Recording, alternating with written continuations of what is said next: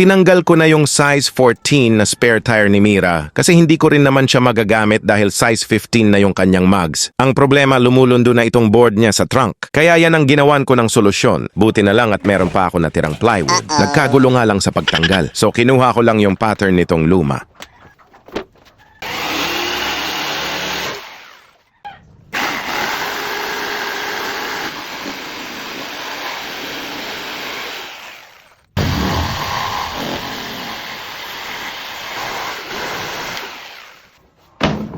Kinuskos ko muna siya ng sandpaper para lang maging smooth yung mga gilid-gilid. Dahil hindi ako sigurado sa ginagawa ko, naisipan ko na lang pagdikitin yung dalawa para sana maging matibay siya lalo.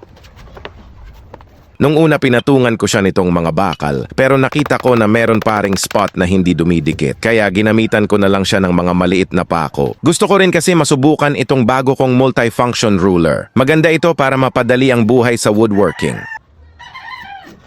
Kaya ginamit ko rin siya pangkuha ng 90 degrees. Gagawa din kasi ako ng pang-support dun sa gitna para hindi na siya lumundo. Tara isalpak na natin kung magkasya. So far goods naman. May compartment na ako. Diyan ko ilalagay yung mga emergency tools and kits ni Mira. Hanggang dito na lang. Salamat.